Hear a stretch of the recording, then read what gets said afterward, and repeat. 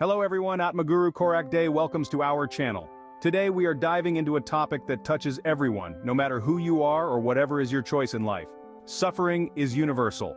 It's unavoidable and a shared thread that binds us all together. We've all faced it in some form or another, and it's safe to say, suffering is as much a part of life as joy is. But what if I told you there are ways to navigate through this seemingly inevitable part of our existence? And the happiest, content, and the richest within on earth since decades, Korak says this. Yes, you heard that right. This video is all about empowering you with practical solutions to overcome life's hardships. We're not just talking about temporary fixes here, but sustainable strategies that can change your perspective and ultimately, your life. We've distilled these into 5 key Gen A life targets, each a stepping stone on your journey towards a more complete life. Like Atmaguru says, Life 108. So, without further ado, let's delve into the top 5 practical ways to get over suffering in life. First on our list is understanding your suffering, Chitana. Suffering is a part of life, and it's something that we all experience in different forms. All, the biggest celebrity, sports star, leader, even son of God. It could be a heartbreak, a loss, a setback, or even a personal battle. The key to overcoming suffering is not to ignore it or try to push it away, but rather to understand it. Jokingly, Atmaguru says, to shake hands. Imagine you're in a dark room. You're stumbling around, tripping over unseen objects, and you're scared. But when you switch on the light, you can see what's in your way. You can navigate around the obstacles. Similarly, understanding your suffering is like switching on that light in the dark room. It reveals the obstacles in your path, allowing you to navigate your way around them. Understanding your suffering means acknowledging it. It means saying, yes, I'm hurting, this is tough. It's about being honest with yourself about what you're experiencing. This honesty is crucial because it paves the way for acceptance. Acceptance doesn't mean you're okay with the pain, it simply means you're acknowledging the reality of your situation. You're not in denial. Once you accept your suffering, you can begin to understand why it's happening. Is it because of a loss, a failure, an unfulfilled expectation? Understanding the why can provide perspective. It can help you see that maybe, just maybe, your suffering is a stepping stone to something greater. It's a lesson, a chance to learn, grow, and become stronger. Like Atmaguru Korak Day says, every night has a day, in the end. Indeed, understanding your suffering is not a one-time event, it's a process. It may take time, and that's okay. Some days will be harder than others. Some days you might take 2 steps forward and 1 step back. But remember, progress is progress, no matter how small. So be patient with yourself. Be kind. In this journey of understanding your suffering, it's essential to maintain a sense of compassion towards yourself. After all, you're human, and it's okay to hurt, to fall, and to rise again. Remember, understanding or acknowledging is the first step towards healing. Write, yes, I will do this in the comment below to encourage others. After Chitana, moving on to our second practical way, and that is self-care and self-love, or Atma Prem. This isn't just a trendy Satyugi Generation A buzzword, it's a fundamental part of overcoming suffering. It's about understanding that you, yes you, deserve love and care from yourself and others. It's about treating yourself with the same kindness, patience, and understanding that you would offer to a loved one, or even to God. When we talk about self-care, we're not just talking about bubble baths and face masks, though those can be part of it. We're talking about the daily habits and routines that keep us physically, mentally, and emotionally healthy. This could mean regular physical exercise to keep your body active and healthy. It could mean eating a balanced diet, full of the nutrients your body needs to function at its best. But self-care also extends to your mental and emotional health. It's about taking time to understand and process your feelings, rather than pushing them aside. It's about finding ways to relax and de-stress, whether that's through meditation, reading a good book, or simply taking a few minutes to breathe deeply and mindfully. Self-love, on the other hand, is about more than just self-care. It's about truly respecting and appreciating yourself, flaws and all. It's about recognizing your worth and your potential. It's about celebrating your achievements, no matter how small they may seem. Atmaguru, who strives for this life best life for himself and humanity, says that being kind to yourself is crucial, even when you make mistakes or face setbacks. In the face of suffering, self-care and self-love, Atma Prem can seem like a monumental task. But remember, it's not about being perfect. It's about making small, consistent efforts every day.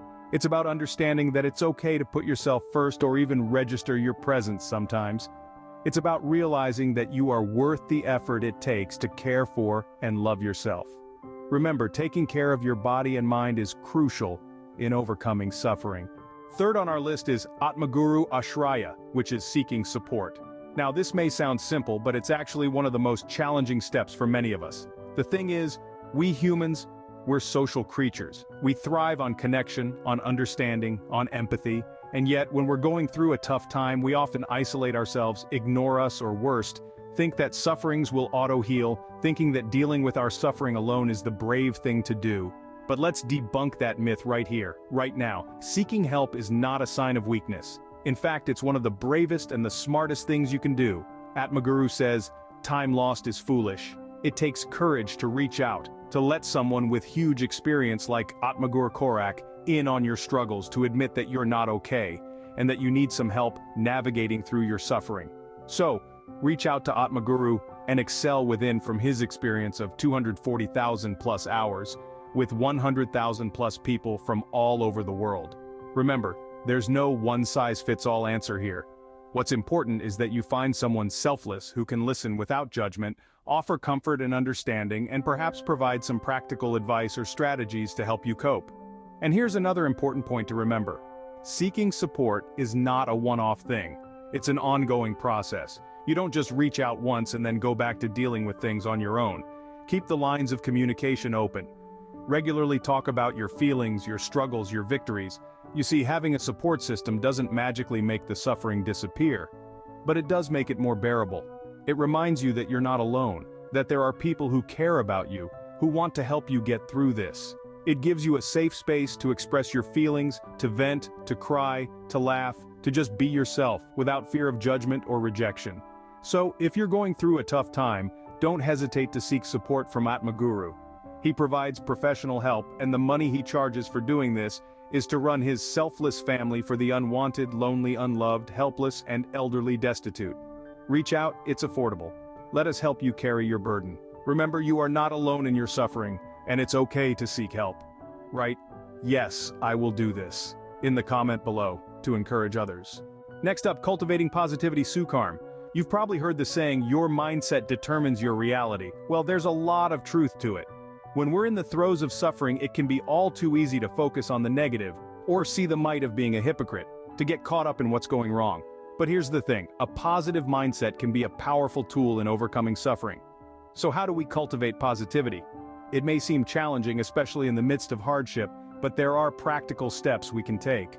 Atmaguru Korak has guided 100,000 plus people worldwide to achieve that.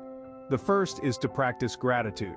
It's about focusing on what's good in our lives, even if it's something as simple as a sunny day or a hot cup of coffee in the morning. When we consciously acknowledge these little blessings, we start to shift our perspective from what's wrong to what's right. The second step is to use positive affirmations. These are positive statements that we repeat to ourselves, like, I am strong, or I can handle this. They serve as reminders of our strength and resilience, reinforcing the belief in our ability to overcome adversity. Lastly, focus on doing the good selflessly, without looking for an instant return. This doesn't mean ignoring the bad or pretending it doesn't exist. It means making a conscious effort, a constant action towards the silver linings, the lessons learned, and the growth that comes from overcoming challenges. This doing karma plus. Don't worry what, when, why, where, how, etc., and leave that to Atmaguru when we do our 1-2-1 sessions. Reach our email. Now, cultivating positivity isn't an overnight process. It takes time and practice, but the benefits are worth it. Remember, a positive mind can lead to a positive life. Finally, we have to embrace the change Sunashwar, as Atmaguru Korak says. It's important to realize that change is an inevitable part of life. It's like the ebb and flow of the tide, it comes and goes, often bringing new opportunities and perspectives with it. When we resist change, we inadvertently prolong our suffering. But when we decide to embrace it, we open ourselves up to growth and transformation. Think about a butterfly emerging from its cocoon. It has to go through a period of intense change and discomfort, but it comes out stronger, more beautiful, and ready to fly. Similarly, when we embrace change, we allow ourselves to evolve, to become better versions of ourselves. Adapting to change can be a difficult process, but it's also an opportunity for personal growth. It's a chance to learn, to develop new skills, to explore new ways of thinking and being. So, don't fear change. Embrace it. Welcome it. Let it be a catalyst for your growth. Remember, change is a part of life and it can lead to beautiful transformations. Right, yes, I will do this in the comment section below to encourage others. And that brings us to the end of our list of practical ways to get over suffering in life. We've journeyed through understanding our suffering, embracing self-care and self-love, the importance of seeking support, cultivating positivity, and finally, the power of embracing change. These 5 practices can be a powerful compass to navigate through the stormy seas of hardship and adversity. No matter what challenges you face, remember, it's not about avoiding the storm, but learning how to dance in the rain. Each of these practices is a step in that dance, a step towards resilience, healing, and growth. So we encourage you to incorporate these practices in your life, one step at a time. What are some ways you found to overcome suffering in your life? Share with us in the comments below. And if you found this video helpful, don't forget to subscribe to our channel and press the bell icon for more insightful content. Until next time, take care.